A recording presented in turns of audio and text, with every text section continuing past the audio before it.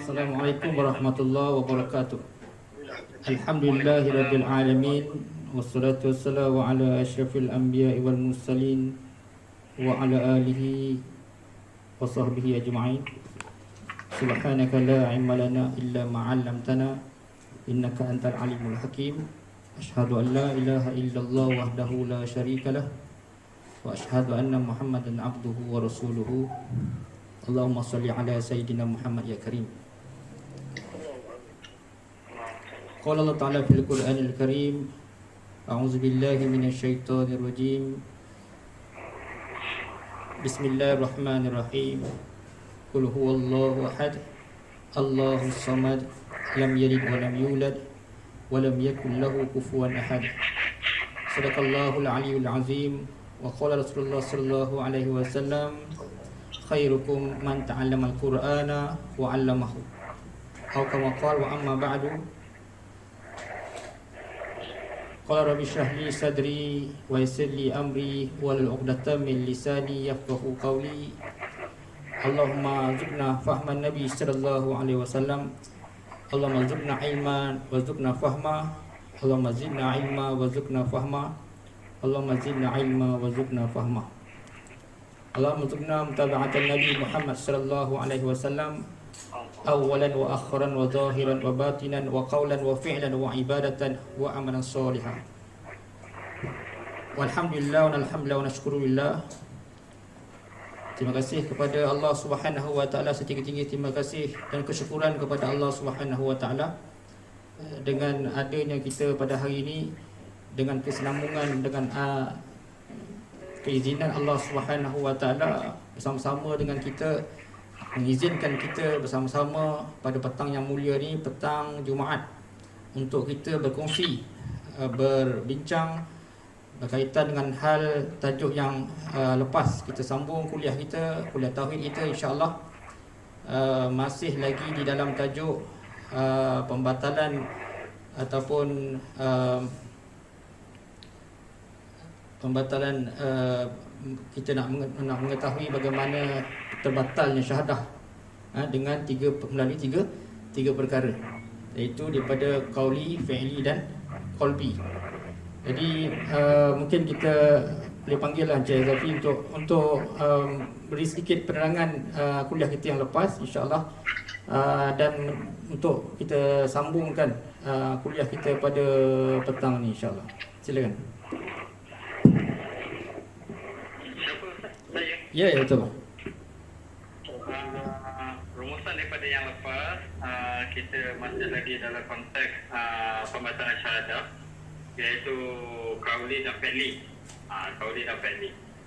Seperti mana dalam huraian yang telah saya maklumkan dalam grup, iaitu qauli ini adalah pembatalan syahadah berupa lisan, iaitu percakapan. Kedua, fi'li iaitu perbuatan. Baik. Dan kita nantikan pada perbuatan, iaitu last kali adalah apa satu lagi, Kolbi. Ya. Kita nanti pada situ insya-Allah. Kita masih lagi dalam perbuatan kan? Dalam perbuatan masih lagi penghujungnya, iaitu tapi telah diurai lah Ustaz, telah diurai. Boleh kongsi sikit. Okey, baik. Berkaitan dengan fi'li, perbuatan, iaitu dalilnya apa-apa perbuatan yang menyerupai ataupun menyamai agama lain, tidak bolehlah. Itu dalilnya, iaitu contoh meletakkan berhala atau gambar di hadapan ketika solat. Kedua, pemakaian atau barang-barang berlambang agama selain pada Islam. Ketiga, memakai barang-barang yang menyerupai kaum lain, iaitu seperti contoh barang-barang yang menyerupai kaum lain ni, contoh topi macam Persia atau Yahudi, dia punya cara pemakaian sembahyang dia pakai topi yang bulat tu. Itu salah satu kenapa tidak boleh lah. Kedua, macam barang-barang melambangkan agama macam pemakaian, contohnya lambang-lambang macam jersey ada gambar salib pun kena alusi lah, kita kena melihat dengan betul adakah pakaian kita tu ada tak perkara-perkara yang membatalkan, yang mengkumi teknik dan cerita iaitu televisyen pun termasuk juga dalam satu skop pembatalan, iaitu perbuatan ini sebab kita melihat cerita-cerita atau unsur-unsur cerita yang berunsur keagamaan dan juga biasanya cerita seram lah yang minggu lepas Ustaz tekankan cerita seram sebab dia akan menjadi ikutan buat anak-anak daripada kecil. So Allahu'alam. Baik, terima kasih atas nota-nota yang dah dibuat oleh Cik Zafi sebagai selaku ketua kelas kita. Alhamdulillah.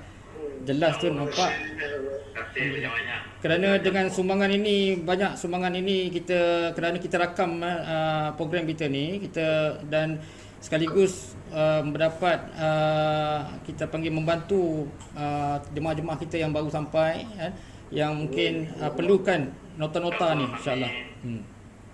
InsyaAllah, amin. Baik, jadi alhamdulillah kita sambung lagi dalam perbuatan yang mana secara sengaja ataupun tidak sengaja, secara halus ataupun kasar, zahir ataupun tersembunyi, yang ini yang boleh membatalkan syahadah ataupun membatalkan Islam secara sengaja ataupun tidak sengaja.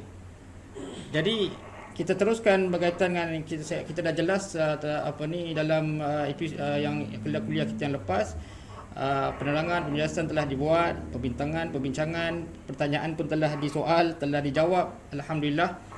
Jadi seterusnya iaitu bahagian yang boleh membatalkan Islam ini secara sengaja atau tidak, iaitu berjumpa ataupun mengamalkan perubatan-perubatan yang menyalahi syariat Islam. Seumpama kita jumpa Tok Pawang, Tok Bomo ataupun perubatan-perubatan Islam yang palsu, yang kita boleh lihat, kita boleh kenal pasti ciri-ciri yang mana boleh menyebabkan syirik ataupun yang boleh membatalkan kita punya Islam kita. Tapi Ustaz, maaf saya mencelah berkaitan dengan berjumpa berubat. Kadang-kadang kita melihat ramai orang berubat atau pengamal perubatan ini menggunakan konteks Islam, iaitu Quran ataupun kaedah-kaedah rawatan Islam untuk dia punya cara perawatan. Tetapi dalam masa yang sama dia mengamburi mata kita menggunakan kaedah yang tanpa kita tahu, dia menggunakan kaedah yang bercanggah dengan Islam. Sebenarnya kita mudah terkabul mata. Macam mana tak kalau tidak sengaja? Okey, kita yang pertamanya kita akan bincang satu persatu. Untuk permulaannya kita akan bincangkan tentang berkaitan dengan pengamalan bomoh tadi. Kita bincangkan pengamalan bomoh yang jauh, yang jelas syirik kepada Allah Subhanahu Wa Taala ataupun yang jelas diharamkan ataupun salah di sisi undang-undang Islam. Jadi merujuk kepada ulama yang mana sebelum kita pergi berjumpa berubat. Kadang-kadang bukan berubat pun, kadang kita nak pergi belajar taekwondo, belajar tomoh, belajar silat, berkungfu dan sebagainya. Perkara ini juga kita kena lihat dari segi skop latar belakang guru yang kita jumpa tadi. Kalau kita lihat kepada pesanan orang-orang alim, orang-orang yang berilmu, yang mana kita kena lihat latar belakang keluarga dia. Dia ni siapa? Di mana dia punya pengajian dia? Siapa latar belakang dia? Dia ni mak ayah dia siapa? Kemudian sehingga cara pemakaian mereka pun perlu diambil tahu, perlu diambil berat. Pemakaian mereka, kan? Dia nak berubat orang tapi tiba-tiba dia pakai sop pendek je keluar. Kan? Sop pendek tapi pakai kopiah. Boleh? Jadi satu masalah. Dia jadi itu pun kita kena ambil kira. Kadang-kadang pakai serban semua tapi isap rokok. Ya, betul. Permasalahannya kalau tukang ubat tu isap rokok, kita tak boleh kacau. Tetapi janganlah merokok depan pesakit. Kadang-kadang asap tu pun dia tiup-tiup punya depan orang kan. Sengaja je dia tiup-tiup depan orang, depan kita kan. Kita pun Ya, betul. seolah-olah dia memanggil-manggil siapa tak tahulah. Yalah. Jadi kita kena ambil kira. Lepas tu kemudian apa bahan yang dia pakai, bahan asas, barang asas yang dia guna pakai ketika dia berubat orang.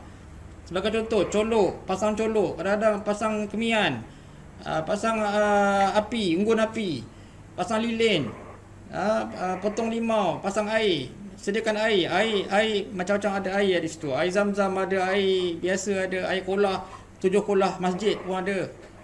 Air hujan, hujan 40 malam. 40 malam air hujan yang disimpan. Itu semua kita ada kategori yang kita kena lihat ketika persembahan dia sedang untuk dia masa dia merawat tu. Rasa dia semasa dia merawat orang tu, kita kena tengok. Jadi berkaitan isu untuk pembomohan ini dalam alam perubatan Melayu sebagai contoh, atau perubatan-perubatan tradisional ini, kita perlu lihat konteks akidah tadi. Jadi apabila akidah tadi kita dapat lihat, kita dapat kenal pasti, jadi mudahlah kita nak menilai orang ni macam mana. Selalunya kita akan rasa hati. Tak sedap lah hati tengok. Tak sedap. Kalau ikut hati tak boleh. Tak boleh, kita kena pakai dengan hati kita. Kita kena merujuk kepada ilmu. Merujuk sandaran. Kadang-kadang orang tu betul tapi dia mokok. Tak semestinya dia mokok tu boleh kita menyalahkan dia.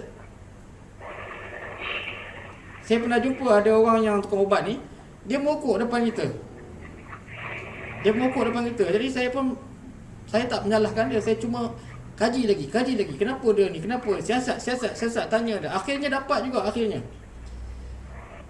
Dia merokok tu, dia saja nak sembunyikan dia punya warak dia. Dia sembunyikan dia punya senjata dia. Dia sembunyikan dia punya zikir dia. Dia sembunyikan dia punya wangi-wangian dia. Dia sengaja nak sembunyikan supaya tak nak jadi riak. Dia kata dia tak nak jadi riak. Nanti orang panggil dia sebagai tok guru besar ataupun orang yang macam orang alim besar kan. Ramai pula datang kat dia nanti. Dia tak nak orang tengok. Dia tak nak ada orang tengok dia sebagai satu yang luar biasa pada masyarakat lain. Dia nak sama je dengan orang luar, dia kata. Padahal dia tak isap rokok, dia cuma bakar dah saja je dia. Dia tak isap, dia cuma bakar saja. Dia acting lah Ustaz, dia acting. Acting. Dia Berlakon. Tapi kalau orang yang ada pula orang yang tu mokok tapi sampai hitam mulut dia. Yang merokok tu satu hal lah. Ini yang saya pernah jumpa, yang dia merokok rupanya dia acting.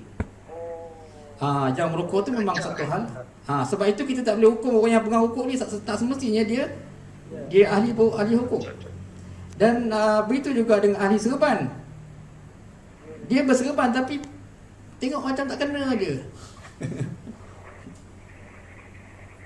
Rupanya dia bukan ahli serban. Dia pakai je serban tapi dia bukan ahli serban. Dia bukan ahli sunnah. Dia ni Punjab punya orang. Punjabi ni. Dia nak serban Punjabi pula. Kan.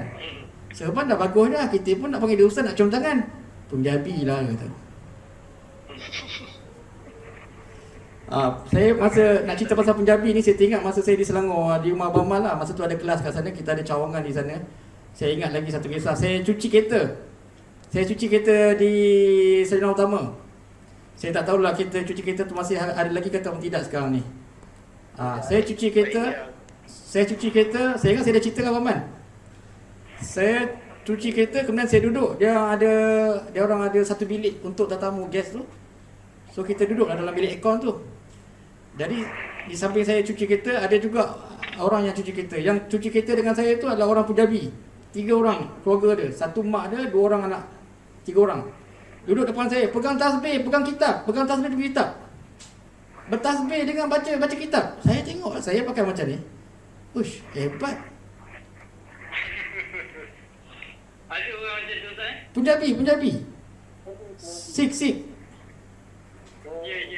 Dia pegang tasbih. 2 orang pegang tasbih, seorang pegang kitab. Mak dia pegang kitab. Dia ada kitab dah, kitab. Yang anak dia pegang tasbih. Saya tengok. Saya pun berzikir juga, tapi tak adalah sampai tasbih sampai ke tangan. Tapi dia tasbih. Lepas tu saya tengok, saya pun berzikir lah. Saya zikir. Allah nak ajar saya. Masa tu rambut saya panjang. Abang tahu lah panjang dia sial lah sampai sini. Jadi Ada pewaris dia dah mandi. Pewaris. Jadi dia pun tanya. Dia tanya. Saya tanya ke dia tanya, saya dah lupa, tapi kami berbual sekejap lah. Dia tanya saya, dia kata, awak ni ustaz kan? Dia tengok saya pun dia tahu saya ustaz. Saya kata macam mana awak tahu? Saya rasalah, kata kan. Lepas tu dia kata, saya tanya ni rambut dia pakai serban tu, anak dia pakai serban. Cerita pasal serban tu. Lepas tu dia tak cakap pasal serban dia tanya saya. Dia kata apa? You punya Nabi Muhammad rambut panjang kan? Dia tanya saya. Saya pun tanya, dia kata, macam mana dia tahu? Dia kata, you punya Nabi Muhammad rambut panjang kan? Dia kata, ya, saya kata, ya betul. Dia kata, kenapa you punya orang tak boleh rambut panjang? Dia tanya saya panjang sampai sini aja. Masa tu adalah sikit kan. Memang saya nak ikut Nabi lah kononnya. Dia lagi panjang sampai lilit kat serban. Maknanya dia lagi dekat lagi dengan Nabi Muhammad lagi daripada kita. Maknanya itu satu persinggahan, satu tamparan ilmu pada saya lah. Maknanya orang Islam sendiri pun tak nak ikut Nabi. Yang Punjabi tu dia tentu harap guru nanak dia memang rambut panjang kan. Jadi mereka tahu rupanya yang sebenarnya sunnah ni kan membawa cahaya. Rambut yang Rasulullah panjang tu telah disebarkan, seluruh agama tahu. Tetapi yang kesiannya orang kita bila rambut panjang sekelah, tak kemas lah. Macam orang tepi jalan lah, macam orang dalam hutan lah, tak ada masa depan lah, budak tak sekolah lah. Ini keluar daripada ya? Kalau kita ni macam-macam dia katanya. Jadi imej yang sepatutnya Rasulullah punya tu telah dicalakan, telah dirosakkan sendiri orang kita. Tapi Punjabi ni dia pegang rambut panjang tu rambut Nabi. Dan kalau kita lihat daripada sejarah Guru Nanak ni, dia ni daripada Islam. Tetapi mereka telah ditipu lah oleh iblis. Tapi tak semualah yang dia tinggalkan. Ada yang masih dikekalkan, iaitu rambut. Kalau kita tengok Shaolin pun, Cina Shaolin Kung Fu pun dia rambut panjang. Kerana Nabi-Nabi dulu memang ada sejarahnya, ada kelebihannya rambut-rambut yang panjang ini. Tetapi sekarang ni di Indonesia tak boleh rambut panjang. Yang boleh panjang adalah rocker-rocker saja. Rocker sekarang pun tak boleh Ustaz. Dah tak boleh dah. Baik. Jadi itulah maknanya nak ceritakan berkaitan tadi. Maknanya kita kena kenal pasti balik, kena kenal pasti dulu latar belakang, cara penampilan orang yang tukang ubat kita atau guru yang kita nak belajar dengan dia. Kita kena tengok semua tu.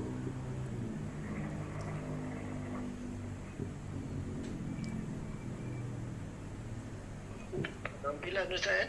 Penampilan, betul. Penampilan itu yang perlu kita utamakan. Penampilan, cara bercakap, cara dia berfikir, cara dia berubat dan sebagainya. Berinteraksi dengan kita. Ya, adakah dia cakap tu cakap tipu, cakap yang karut marut, yang tahyul, kan? Macam tu. Dan kemudian dia cakap pula yang ni salah satu yang tak boleh cakap, yang boleh membatalkan Islam adalah saka. Tak boleh cakap saka ni dengan orang. Tak boleh. Walaupun betul. Contohnya saya tukang ubat, saya kata awak ni ada saka ni, saka belah mak awak, ayah awak. Tak boleh cakap macam tu. Boleh cakap tu bakal. Macam mana? Tapi ramai macam tu Ustaz. Orang baik kita berfikiran macam tu Ustaz. Ini yang masalah kita hari ni. Yang menjadi saka ni menjadi meniaga pula pada dia. Dia menjadi meniaga. Buang saka 2,000. Ramai begitu Ustaz. Betul, ramai begitu. Dia tetap harga nak buang. Saka. Ya. Ada harga. Dia ada lah. Mana yang pertama dia salah, yang pertama dia tak boleh zahirkan, dia tak boleh isytiharkan tentang saka ni, itu dah salah dah dalam Islam. Yang kedua letak harga pula, salah yang kedua. Kalau dalam mahkamah, kalau mahkamah syariah, perkara ni element yang berbeza. Element jenayah syariah ni berbeza. Pertama bercakap saka tu satu tuduhan fitnah. Dan yang kedua meletak harga dalam saka tadi, dalam perubatan saka tadi. Itu dua perkara yang salah besar.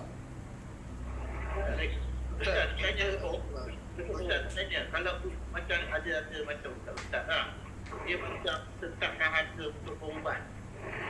Yang ini buat beratur, yang ini ada dia punya apa? Pengalaman. Baik. Jadi tentang harga ni ada khilaf lah. Tentang harga ada khilaf. Ada tak harga? Saya faham. Letak harga ni ada khilaf. Ada khilaf ya. Okey, yang pertama letak harga secara asasnya tidak salah. Meletak harga asasnya tidak salah. Yang menjadi kesalahan tentang harga apabila dia tidak mengisytiharkan harga.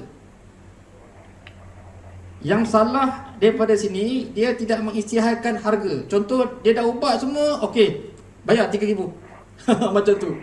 Sepatutnya isytihar tadi, dia sepatutnya kena mula sebelum perubatan. Sebelum masa nak mulakan perubatan, maknanya berbincang dengan pesakit atau pewaris. Okey, saya punya kos begini, 3,500. Setuju jalan, tak setuju tak boleh. Ini dia jalan terus. Ending baru cakap Ustaz. Tak boleh. Macam mana? Ending baru cakap. Tak boleh. Ini salah, tak boleh. Dia dalam syariat, dalam syariahnya kena maklum kepada pesakit. Kalau free. Cakap mula-mula tu. Kalau kena bayar 20 sen. Kalau Kalau ikut apa harga, kalau macam contoh ikut kita bayar berapa, okeylah. Contoh kita tetapkan dia nak bayar berapa, bayar berapa lah. Pulang, kata kan? ya. Macam tu. Itu tidak termasuk dalam kesalahan lah. Itu tidak termasuk dalam kesalahan. Itu tidak termasuk kesalahan. Yang kesalahan yang kita nak lihat dalam kesalahan syariah ini tidak dizahir, tidak diisytiharkan berapa kos-kos yang dia ada ketika dalam perubatan. Dia sembunyikan. Yang tersembunyi. Ini Betul, dia sembunyikan. Betul. Itu salah.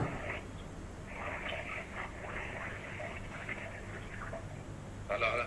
Salah. Macam Astro Ustaz, dia hide lah. Apa tu? Astro dia hide, dia hide dalam kos tu. Bila Astro dia hide dalam kos tu. Tak boleh. Esro tak boleh. Dia salah tu. Abang Man bagi contoh Astro. Penjahat web fikir Sa- apa dia.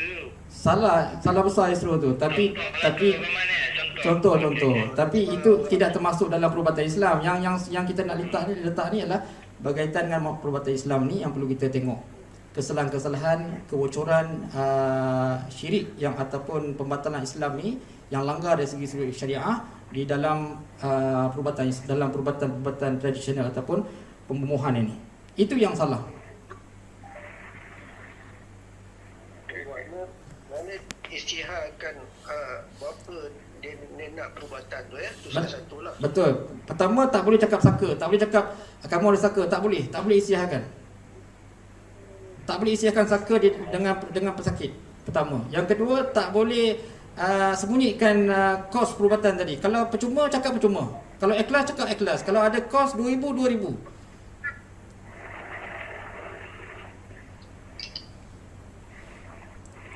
Itu. Jadi permasalahan yang berlaku yang ditangkap, yang menjadi salah, yang jadi jawatan agama tangkap, yang tidak diiktiraf, yang menjadi kemarahan masyarakat hari ini, yang menjadi salah dosa besar ini kerana pertama mengadakan buat salah melanggar kesalahan tadi. Tidak boleh.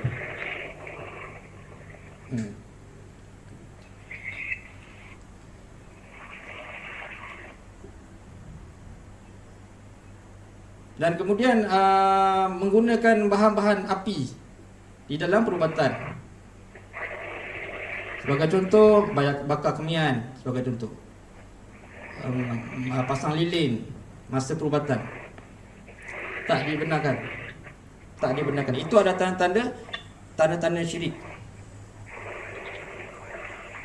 Namun ada ulama telah bagi tahu boleh untuk wangi-wangian dibenarkan. Wangi-wangian macam sebagai contoh colok yang wangi tu, buku ke dan sebagainya itu dibolehkan dah. Untuk wangi-wangian boleh. Tetapi kalau untuk macam kemian, nak tengok ada hantu, ada orang dalam kepala kan dia orang bakar kemian tu, dia nak tengok siapa yang buat tu. Hebat. Dia bakar, dia letak je kemian dekat atas bara api tu, nampak muka orang tu, keluar muka orang tu dekat situ. Ini muka jiran aku, dia kata. Habis sudah. Maknanya Ustaz, dari segi konteks menggunakan bahan-bahan macam api ni, kalau kemayan macam orang dulu, yelah kita tahu kalau ubat memang, tapi kalau dia cenderung pada penggunaan atas sebab untuk mengelakkan bau-bau yang lain, contoh wangian yang Ustaz maksudkan tadi, pakai kemayan untuk menghilangkan bau yang lain. Biasa macam dulu, orang dulu setahu saya ada menggunakan kemayan untuk bila jenazah meninggal, mungkin satu malam tidak dikebumikan, dia akan pakai kemayan untuk menghilang atau mematikan bau yang ada. Betul. Wallahualam. Dia akan pada niat dah Ustaz, maksudnya. Ya betul. Memang itu telah dibincangkan oleh ulama. Untuk khas yang mati, kematian mayat ini lain. Ini kita masih lagi dalam perubatan tadi. Yang mayat kematian tadi itu lain. Itu perbincangan yang lain. Kita jangan campur aduk kerana takut nanti ada yang keliru di antara kita, nanti keliru mana satu. Yang untuk yang mayat tadi dia ada perbincangan lain. Dia berbeza dengan perubatan. Ya ke, baik-baik. Untuk yang mayat tadi, saya sekali lalu oleh kerana dah sebut, saya sebutkan sekali lagi nak terangkan supaya nanti kamu bertanya berterusan. Jadi apa untuk mayat tadi, ada sebagian ulama tidak membenarkan untuk membakar kemian, dan ada setengah ulama membenarkan dengan niat untuk tidak mengaibkan mayat. Kerana mayat ni kalau ada atas rumah, tuan-tuan dan dirahmati Allah, kalau jadi mayat yang berbau ni, kat luar pun dah bau. Bila mayat ni dah berbau, kat tangga dekat pagar pun dah berbau. Jadi dia boleh mengaibkan mayat, boleh mengaibkan si waris. Jadi ketika jenazah yang sedang keadaan yang tidak baik, maknanya bau yang kuat, dia haruskan untuk mereka membakar kemian untuk cover lah, untuk tidak mengaibkan mayat ataupun waris tadi. Itu diharuskan. Ya, tetapi kalau mayat tu wangi, setakat minyak atar pun dah okey, maknanya tak ada bau, tak perlu. Okey, baik. Baik, jadi itu lain. Jadi perkara yang kita lihat ni lah syirik ini, yang tadi tidak kaitan dengan syirik, tetapi perubatan tadi jika digunakan sebagai asap kemian tadi, bara-bara tadi digunakan sebagai asas untuk perubatan, maka dia menjadi kesalahan. Selain daripada itu, orang tukar ubat ni juga sedang dirawat juga dia merokok, pun menjadi satu kesalahan. Kesalahan dia, sandaran dia apa? Sandaran dia menggunakan apa, api. Sedangkan syaitan dan jin ini adalah makanan dia datang daripada api dan asap. Itu dia punya sandaran dia. Dan kemudian yang orang merokok ni, yang sedang berubat yang sambil merokok ni, dia salah sebab merokok ni adalah haram dari sudut Islam. Sudut Islam.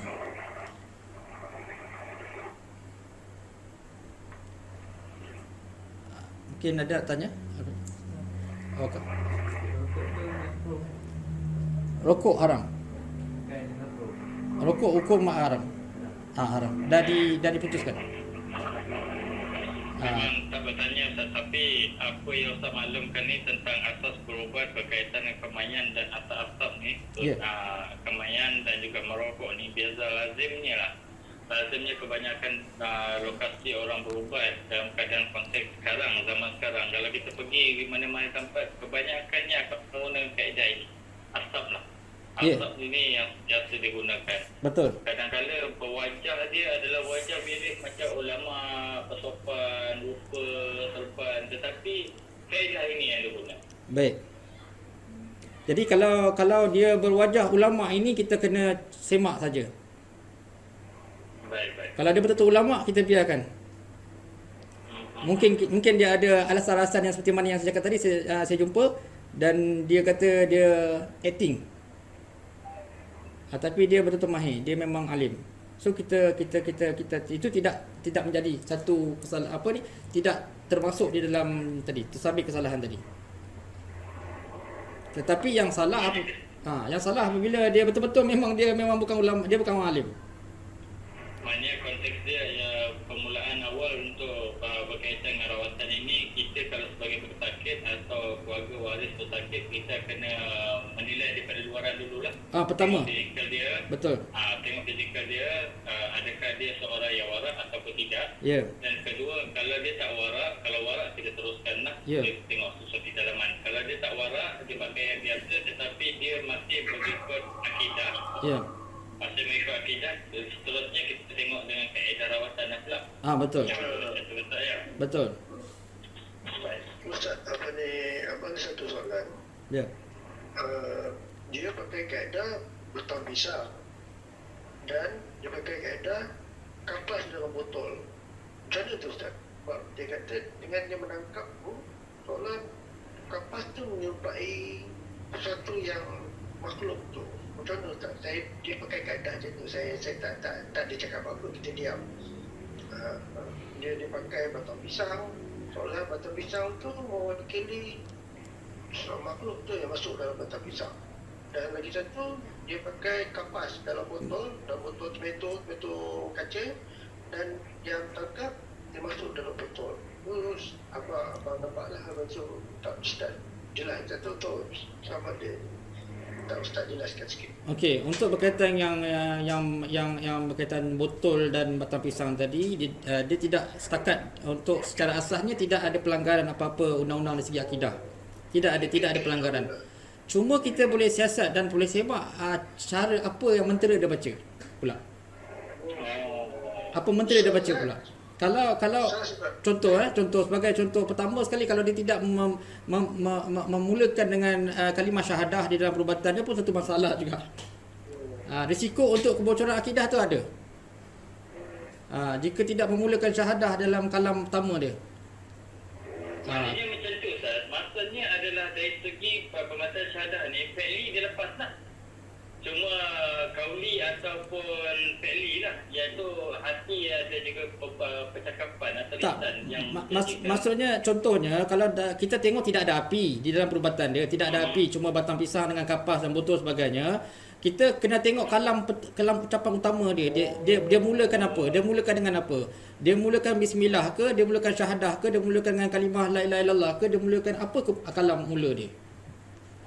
Tetapi kalau kita lihat tidak ada syahadat di dalam kalam mula dia, masa mula-mula nak berubat tu tidak ada kalam syahadat, peratusan untuk kebocoran dalam akidah dalam perubatan tu ada. Peratusan tu tinggi. Tetapi kita tidak akan tidak salah. Peratusan untuk bocor tu ada. Kita tak tengok lagi dari konteks boleh baik ke tak boleh baik, itu jauh lagi. Jadi apa mentera dia baca? Kalau tengok batang pisang saja tak ada masalah. Kalau sekat botol kapas pun tak ada masalah, tidak meletakkan apa-apa. Tetapi kalau mentera dia sebagai contoh, hai gunung tinggi, hai gunung rendah, mambang putih, mambang merah, bersatulah engkau. Panah runjana kau patahkan balik panahnya dengan berkat. Baik, jadi dalam pembunuhan ini biasanya kalau sebab tu kita tak nak jumpa bumuk, sebab tu kita tak nak jumpa pawang, kerana mereka menggunakan ilmu hitam. Ilmu hitam ni apa dia ilmu hitam? Ilmu hitam ni adalah sampah serapah ataupun mentera-mentera yang dipuja, yang dipuji, yang diseru. Hai mambang putih, hai mambang tanah. Kan diseru tu. Hai puteri gunung ledang, datanglah engkau. Ini yang salah. Tak guna api pun, tak guna apa-apa pun yang salah tadi, tetapi sebutan dimulakan menjadi satu masalah salah. Jadi menjadi kesalahan. Dia panggil di bawah elemen jenayah syariah, di bawah pemujaan salah. Pemujaan salah dia panggil. Mentera-mentera yang tak boleh dibaca, yang tak boleh disebut, yang tak boleh disentuh. Tuan-tuan yang dirahmati Allah, mentera-mentera yang jahat ini mengandungi kadang-kadang iblis yang telah diikat, yang telah dipateri, yang telah dijaga. Apabila kita orang awam ni, kalau kita baca saja mentera tu, baca saja pun dah terkena dah. Baca sekali saja. Apatah lagi kalau dia ulang Saya pernah buat satu kajian daripada satu kumpulan tertentu yang mana mengamalkan mantra-mantra salah ini, yang kita proses untuk tangkap. Abang Man ada bersama kita dengan Jawi hari tu kan, mantra-mantra salah, mantra-mantra yang tak boleh disebut dan dibaca kan. Seluruh jabatan agama itu kita rawat kerana kesakitan mereka, kerana sihir ini berlaku. Jadi di dalam perubatan tadi banyaklah berlaku. Kita dah tengok tadi tanda-tanda yang utama yang perlu kita lihat. Saya ulang balik. Yang pertama, kita kena lihat dari segi latar belakang tukang ubat tadi. Walaupun dia tok bomoh, tapi kita kena tengok. Ada tok bomoh Islam, ada kan. Tetapi sebab orang panggil dia bomoh sebab dia tak mengaji Islam, dia cuma ada kelebihan berubat kan. Kadang-kadang dia gunakan batu, kadang-kadang dia gunakan kakak kayu, bomoh juga. Tapi selagi tidak menyalahi akidah, tak ada masalah, boleh berjalan. Tetapi yang kita nak tengok yang kesalahan tadi, penampilan dia, kemudian cara dia berubat dan sebagainya. Kalau semua okey, tengok apa pula yang dia kata, apa yang dia baca, apa yang dia jemput, apa yang dia seru. Begitu. Jadi tidak dibenarkan, maknanya kalau tidak ada kalimah syahadah di dalam permulaan kalam, maknanya memanggil pula benda-benda lain, mambang-mambang lain, makhluk-makhluk lain yang dipanggil untuk bersama-sama untuk berubat. Jadi itu menjadi satu kesalahan. Kemudian dalam perubatan ni pula dia ada telik untung nasib. Ada telik untung nasib. Itu pun jadi salah. Menilik nasib. Kamu ni nanti kalau tengok dalam bacaan ni kan, kamu ni akan jadi kaya raya esok ni. Macam tu. Dia telik pula. Kamu akan berpisah dengan suami kamu. Tak lama lagi tahun ni kamu bagus, tahun depan kamu habis. Macam tu. Kalau orang berubat tu biasa tu, kalau luar-luar tu ending penghujung dapat berubat tu, dia akan cakap kata-kata dia banyak membosan cara-cara begitu, bagi semangat katanya. Tapi lebih pada menilik nasib lah. Jadi betul, apa saja yang berbentuk telik nasib ini haram. Ini boleh, ini yang syirik kepada Allah. Apa saja yang berbentuk telik nasib. Tetapi ada satu lagi ilmu yang mana yang jarang kita dapat yang dalam Islam, yang datang daripada Islam, iaitu kasyaf kan. Kasyaf ni berbeza dengan telik nasib. Orang kasyaf ni dia lain. Orang-orang wali-wali Allah yang kasyaf ataupun orang-orang yang Allah bagi kelebihan kasyaf ini, dia boleh nampak. Sebagai contoh, ini ada jin ni dalam badan ni kan, 3 ekor, 4 ekor, 5 ekor, ada jin ni cakap macam ni, jin ni daripada mana, dia bercerita. Itu bukan telik. Itu bukan telik, tapi beza hampir-hampir macam dekat-dekat sama seakan-akan, tetapi bukan. Kan, macam saya sendiri terlibat dalam perubatan kan, beritahu ni kena santau ni, ni santau ni daripada mana, daripada makan, daripada angin, daripada orang bagi. Itu lain. Itu kita panggil dia penguasaan ilmu. Penguasaan ilmu kita, ataupun dalam bahasa Arabnya atau dalam bahasa istilahnya kasyaf. Kasyaf ni bukannya apa? Kasyaf ni maknanya dia menguasai. Dia pakar, mahir dalam bidang tu. Dia panggil kasyaf. Ni ada 3 ekor jin ni, jin pun jantan, satu jantan, satu betina, satu lagi separuh. Sampai tahu macam tu. Ini bukan telik, ini dia menguasai. Yang seorang jin ni umur 300 tahun, yang ni 200 tahun, yang ni 1000 tahun. Dia menguasai. Ini bukan telik. Yang dia katakan telik tadi, yang pertama, dia telik ni tak boleh dia kerjakan pada orang Islam, tak boleh. Dan kemudian orang kafir dia yang boleh telik ni.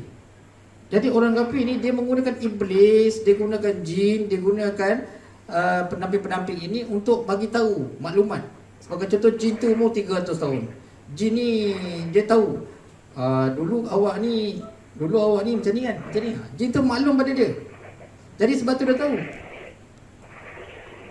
Berbeza dengan kasyaf tadi, dia menguasai ilmu yang Allah bagi kepada dia. Satu ilham, kadang-kadang satu wahyu. Kalau dari segi Rasulullah, kalau para Nabi wahyulah. Kalau dari segi kita orang biasa, dia panggil ilham. Ataupun mimpi-mimpi, daripada mimpi.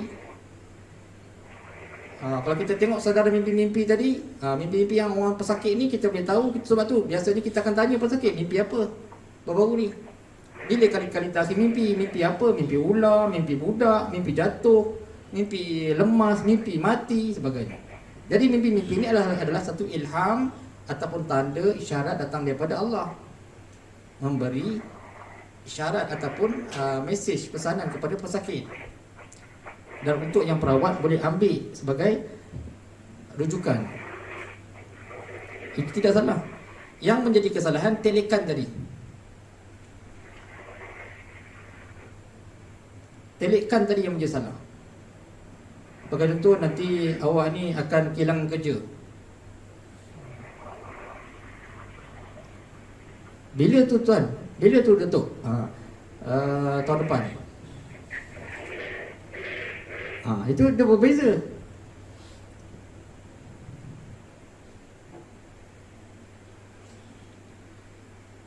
Nampak tengok tak perbezaan dia?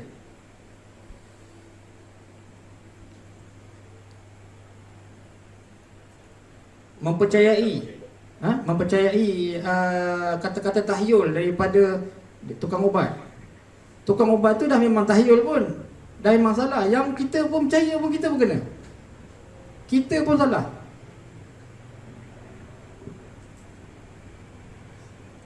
Sebagai contoh, orang tu kata engkau ni dah dibuat oleh mak engkau sendiri. Dia percaya pada orang tu. Dia cakap dengan mak dia, bergaduh dengan mak dia. Mak tak sampai hati mak buat saya macam ni. Sampai hati mak buat macam ni. Percaya dan marah mak dia pula.